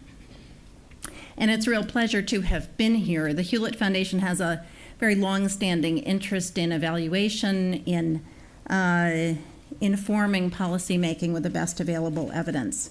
So we support the training of data scientists, we support organizations that do or fund impact evaluations, and organizations that use information to hold governments, whether donors or in-country, in developing country governments, accountable for the effective allocation and use of resources. So it's been a privilege for me and for my colleague Kristen Stelgis, and I assume for my other colleagues, to have a chance to kind of listen in on this conversation and participate a bit. Let me just start by reflecting a little bit on why global health is important to look at in the context of this evaluation conversation. Well, health is the single largest use of development assistance, about 13% of total ODA, estimated in 2012. Largest donor to global health, the US, second largest, the UK. We are, from the donor perspective, some of the right people to be in this room. Global health has been viewed across all uses of development assistance as producing some of the greatest successes, backed up by credible evidence historically. And there has been, as we know, as we've heard, as we live, a proliferation of large initiatives, high political visibility, incentivized to claim success so that they maintain the level of resources and political commitment, and that also have a potential for good evaluation as well as use of findings. That potential derives in part from the tradition of the public health community of basing program design on decent, good evidence, the best that can be found at the time of a program design, and then an ability, historically at least, of the public health, of the international health community to learn as it goes. So the potential for evaluations to actually make a difference is there. So we've looked back over the past couple of days and drawn from your experiences, trying to figure out what can we learn from these recent large-scale efforts. We can learn how to increase the space for serious evaluation. And I couldn't think of a better word than space. It's the political latitude, the opportunity, that's what does that. It's the opportunity to actually raise information, make visible information about what's not working so that course corrections can be made. We can learn from some of these experiences how to improve in the future the ability to conduct quality evaluations that are relevant and that are scientifically grounded. And we can learn to intensify the use of findings. These are sort of my own categorization of the conversation that we've had over the past couple of days. And as we think about what we've learned from the recent past, we focused a lot on the Global Fund, on Gavi, on PMI, but it doesn't take a leap of much imagination to think about what some of the future evaluations will need to be. For example, the Global Polio Eradication Initiative is certainly one that someday someone will say we must evaluate. We will have had to learn something from the past evaluations to figure out how to do that. And there are other large initiatives now ongoing or in the works that I think will benefit from this conversation. So what can we derive from the little conversation that we've had about how that political space can be increased for good evaluation to take place? So this is going to start to be kind of a list, another set of lists, and for that I apologize. It's not yet shaped into much of a narrative. I certainly think that what Ian talked about with respect to the emphasis that the South African government puts on evaluation and using those findings is an inspiration for trying to find and work with governments and others in the countries in which these programs are being implemented, which have a real commitment themselves to learning. We've heard a lot about a sort of leadership openness and the creation of a learning culture, and PMI was a particular example. We've heard about the value of having a mandate from on high, from funders, from the paymasters, as Chris called them, for getting evaluation done and for funding it at a reasonable level. And we've heard a bit, although not as much as we might have, about the kind of governance and advisory structures that need to be in place for good evaluation, to have a kind of insulation from political influence and threat. And then one thing we haven't heard about, but that's been in the back of my mind and I've seen operate in other settings, is an ability or a the value of having the advocacy community, the engaged advocacy community, lavish praise upon initiatives that take the trouble to not only do evaluations that of course always reflect shortcomings and make visible shortcomings, but then to use those findings. I think the very same advocates who are so good at pushing for more money for global health programs can, and it sometimes have been, very capable advocates for evaluating and using the findings from evaluation for more effective programming. So that's increasing the political space. Some of the things we've talked about.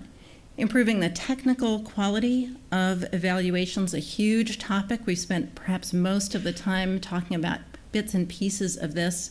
One thing we know is that you can't just click for a free quality evaluation. You need to articulate the sort of underlying program theory so that you understand what are the fundamental assumptions that need to be interrogated in an evaluation. Many of the things I'm going to talk about here, actually, Charlotte talked about in the last session. Talked a great deal about the kind of tendency to overload the number of evaluation questions and the need to prioritize the questions. And I'm just invoking here Chris Whitty's kind of mandate to us to think through what are the questions for which the answers have the potential to change the minds of decision makers, whether within the program or at a higher level.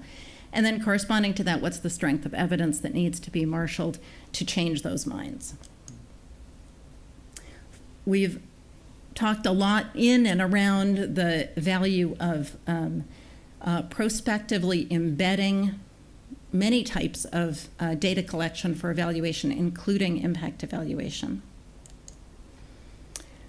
In the session on triangulating in the analysis phase, I think one of the things that came out quite strongly was the importance of doing some original data collection to make sure you have some ways to validate the data that are reported by programs, whether it's service statistics, cost information, or other things that you get from the implementers. It's been a delight to hear the attention to rigor in qualitative data collection and analysis that has been discussed. Sangeeta, I'm pointing to you on this, but I think others have commented on this as well, and I think this is certainly one of the most positive trends that I'm observing. And then several people, Bob and others, have really pushed on openness, not only about the methods used, but about making data available for reanalysis, which certainly has to be part of the package of what reinforces technical quality. And then in terms of intensifying use, we've gotten a few hints. It's always the most challenging piece of things because it's the part that's least in the control of the evaluation team. A lot of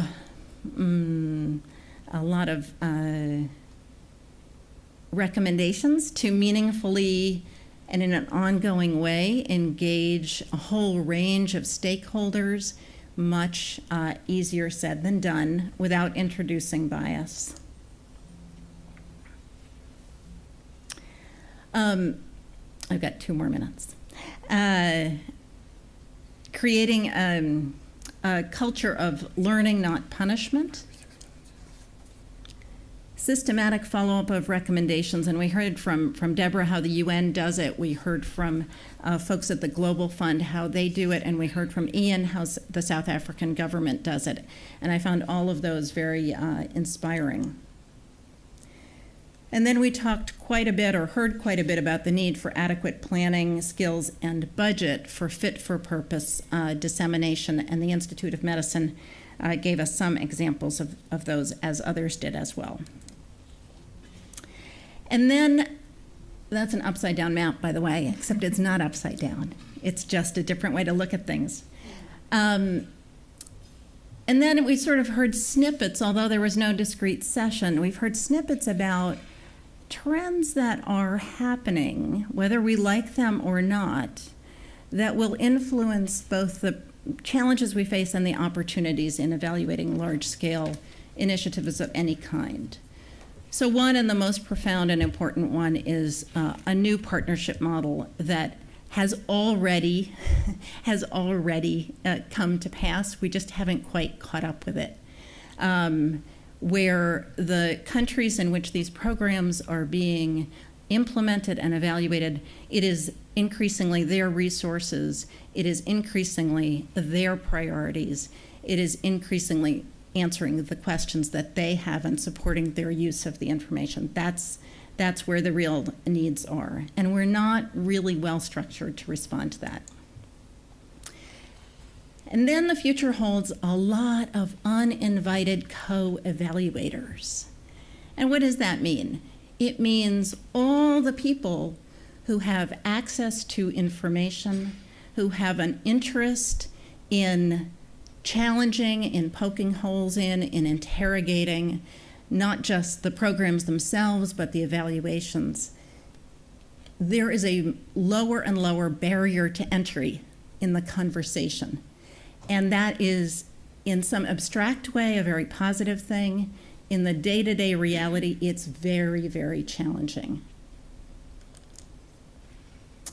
And then finally on this list, although not final on what the future holds, is the availability of what I'll call non-traditional data here.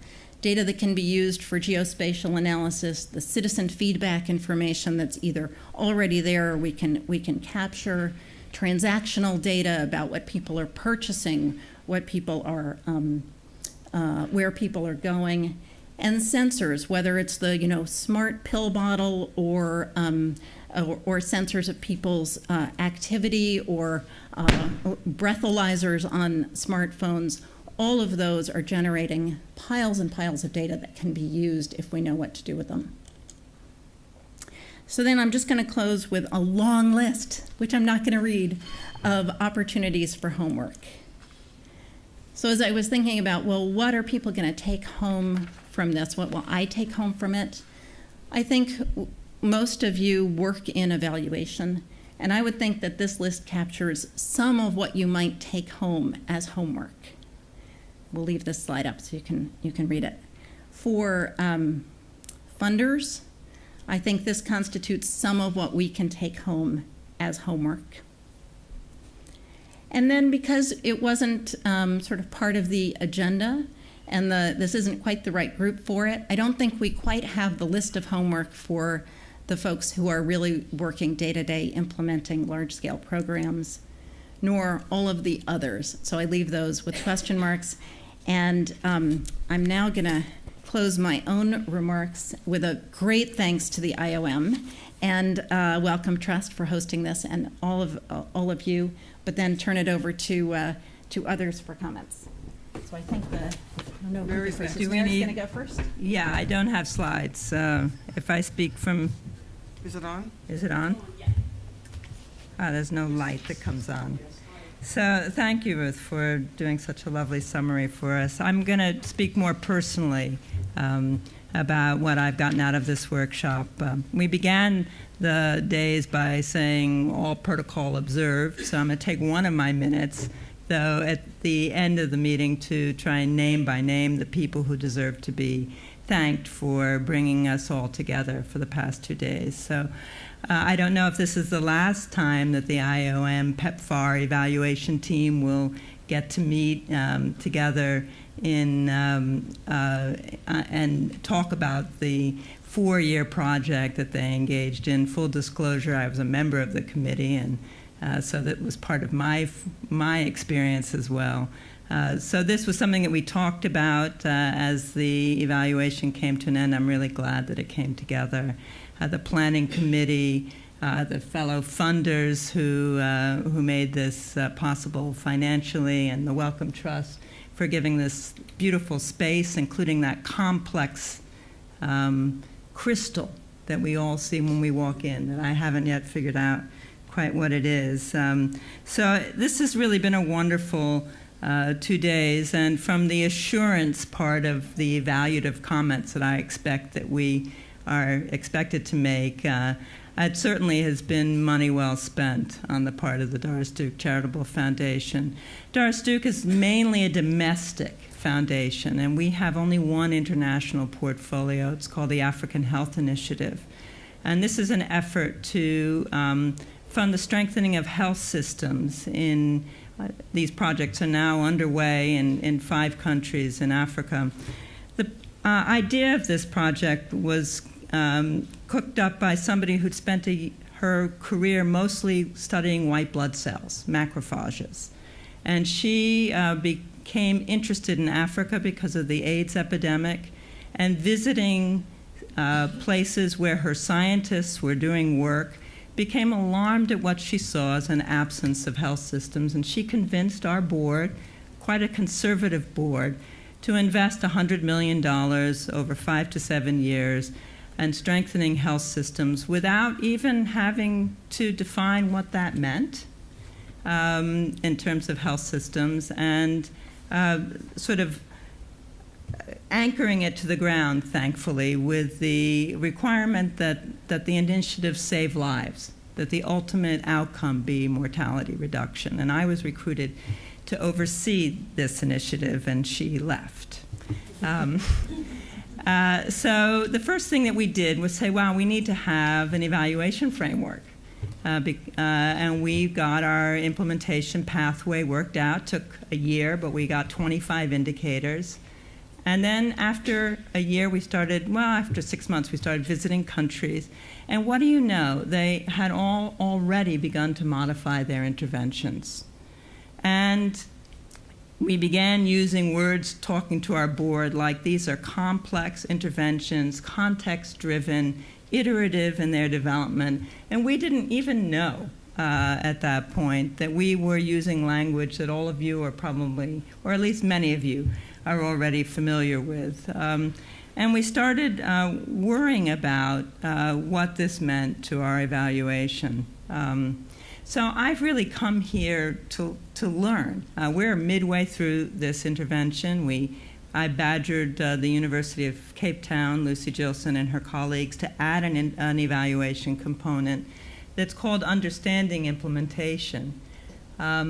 Because we started realizing that although we may know that whether we reduce mortality or not at the end of the 5 to 7 years, we really need to understand how it worked and why it worked. And that's really been, so the complexity question was the main question that I brought to this meeting rather than the scale.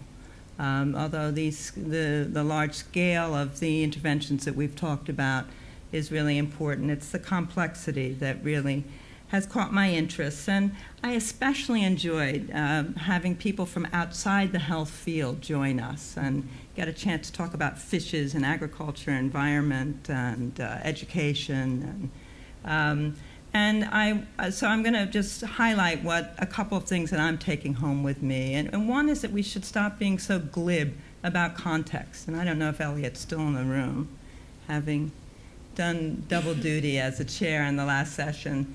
But I think he really challenged us to unpack the notion of what context means. Simon used the words macro, micro, meso, and we also have that.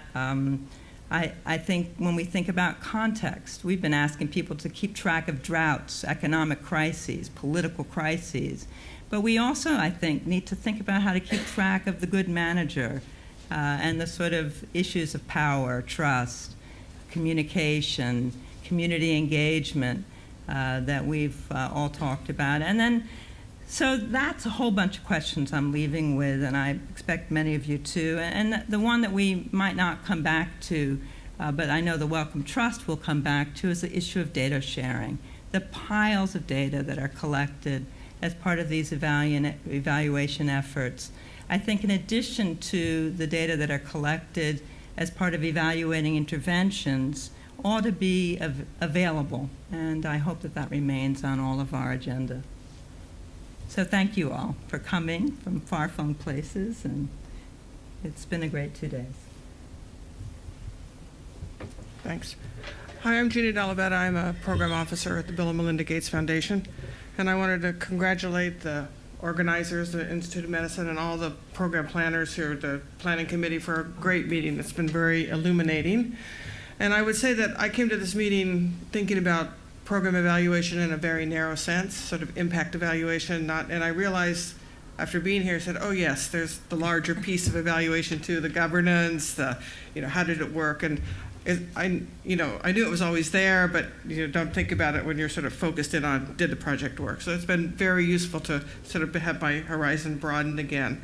And I realized that the world has changed in the last 10 years, right? IMCI was about 10 years ago the only big project ever that there was any literature for, and now we have a lot of really big projects that have been evaluated, and as Ruth pointed out, some big ones coming down the pike that probably will demand some attention from someone to look at.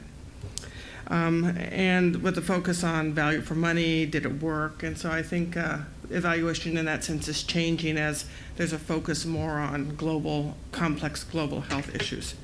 What I wanted to talk about really is sort of my focus. I'm not going to talk about the foundation's focus on evaluation because we have a large evaluation focus and we have lots of interventions in health and in agriculture that I'm not really equipped to speak about. So I'm just going to talk about my focus. When I work on HIV and I sit in the integrated delivery unit.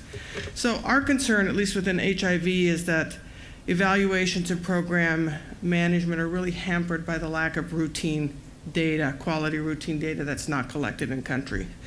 And so our focus going forward is really to try to figure out how we can help countries collect better data and to use that data better. And that includes both process data, outcome data, and financial data, sort of routine data. And I would say routine data for management. I don't like to say monitoring and evaluation because in my mind, M&E data goes to the M&E officer and the manager never sees it. I prefer to say monitoring data for management and then evaluation because the manager should see the monitoring data and then it's also used for evaluation, but managers need to see the data first. And so the focus would really be on helping countries, strengthening country systems, strengthening capacity, and also really looking at using that data for management, meeting targets, data use locally, et cetera, and also feeding what the different person said yesterday, the donor, and making them feel better that the program is moving forward, some accountability to the donor that the funds are being used appropriately. And it also makes evaluation easier. So, ideally you would set up a monitoring system based on a theory of change before you start implementation. You need monitoring to do implementation anyway, and so that, in theory, should happen early on in implementation. So it should all feed in, ideally should feed, all work together. I realize it's much harder than it sounds, but ideally that should be how it works. I'm also a strong proponent of open data. I think having open data we're working with data that also has government ownership, and trying to get data that belongs to governments open sometimes is difficult because there's multiple owners of the data.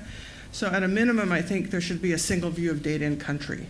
So we ought to be working at least to have data that's collected in country, ought to sit in one place. So you don't have to run to CDC for this survey, this university for this survey, this NGO for this survey. There ought to be a centralized source of data in the country about that country so that when people go to the country, they can at least have a centralized source and the government can have that data. So I think it's part of donors' responsibilities to at least create that ability to archive that data. And open data is not an easy thing to do. I mean, there's a data archival and documentation process that goes with it. It's not just say, here's my data that has to be documented. So there's certain costs that go with opening data that I think donors also need to make sure that they build it to their systems. This is all internal advocacy on my part, internally for that. I know that. I know I'm talking to myself for that and people internally, but I understand what the issues are around that. But I really do think that these are part of the issues that we need to do to make, as you talk about the transition. I forgot your last slide. Was it what the future holds for us? Oh, yeah. You know, where it's country ownership now, and we really need to help the countries, and one of them is really making the data, at least single view of data in the country. This was really brought home to me from my time in India, where India has more data than you can imagine, and you just can't find it anywhere. So anyway, so I, again, congratulate everyone for the meeting. It's really been an eye-opener for me. Thank you. Okay, thank you very much. So I was reflecting earlier on today about why I had been keen for the Wellcome Trust to get involved in this meeting. And I'm really going to confine my thoughts really to some of the high-level considerations here. Now, we learn from reports such as the Global Burden of Disease, State of the World's Children, about substantial improvements that have been made in public health, in life expectancy, falling numbers of deaths in low and middle income countries over the past decade, 2 decades, probably even longer. But if we then ask about, well, why is it that we have seen these reductions? Is it general development? Is it urbanization? Is it wealth? Is it better access to water or sanitation? Or is it due to the health programs and the public health interventions that there have been? I think it's really not clear what the answer to that question is about why we've had these reductions. It's probably both, but probably in varying proportions in different circumstances. But we can't really answer that fundamental question. We know that there have been some major public health successes over the years. We can go back as far as the eradication of smallpox, but there's control of onchocerciasis in West Africa, elimination of polio in the Americas, conditional cash transfers, the Progressa in Mexico. They're all examples of where there have really been substantial world-changing achievements made by public health. And we often know quite a lot about the ingredients that are needed to have successful public health programs. But we're not very good, actually, at celebrating and publicising these successes that there have been, and that's often because we don't know enough about what actually worked. And especially that's the case for scaled-up programs. Now, evaluations, particularly of these large-scale programs, they can be used, as we've discussed over the last couple of days, they can be used for several different purposes. One of those is using them as a management tool for improving the interventions themselves.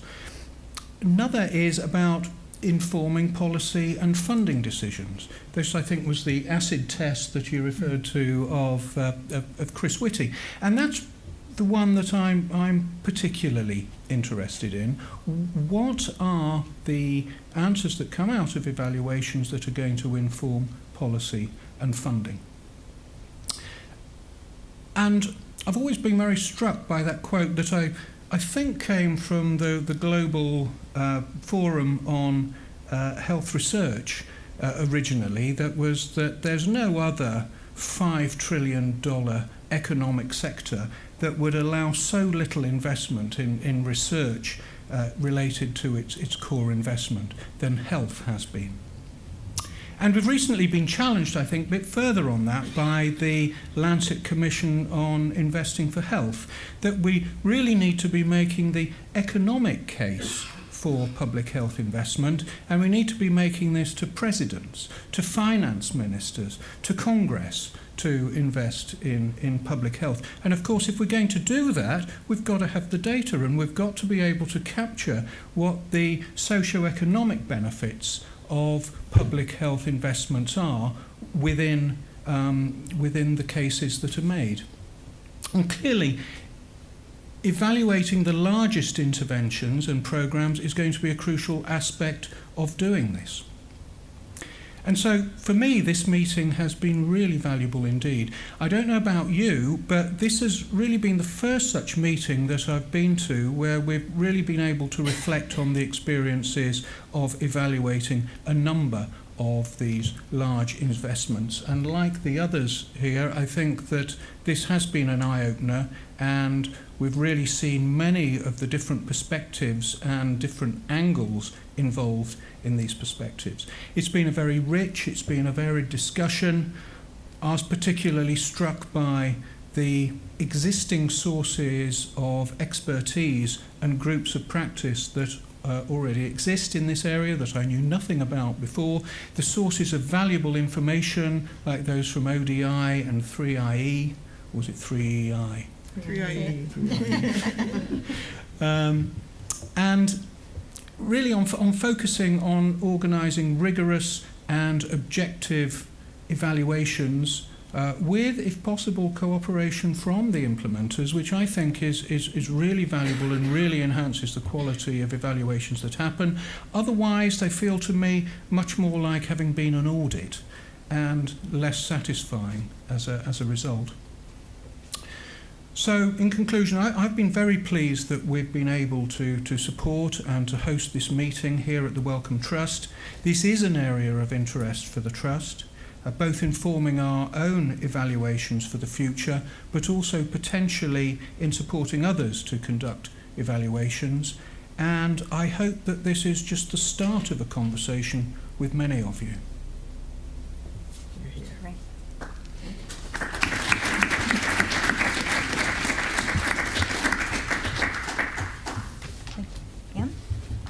Really, there's not much to add. That was a wonderful summation from our sponsors, who we're really grateful to. And I just want to, again, thank everyone. Just want to be able to thank everyone who has been part of the planning committee, obviously our sponsors, the wonderful IOM staff, and all of you as engaged participants, both here in person and through our webcast. There'll be more to follow. Please look for the post-workshop survey, and we will then be putting out the workshop summary as well. So hopefully the conversation will, in fact, continue. Thank you all. Travel safely if you're leaving.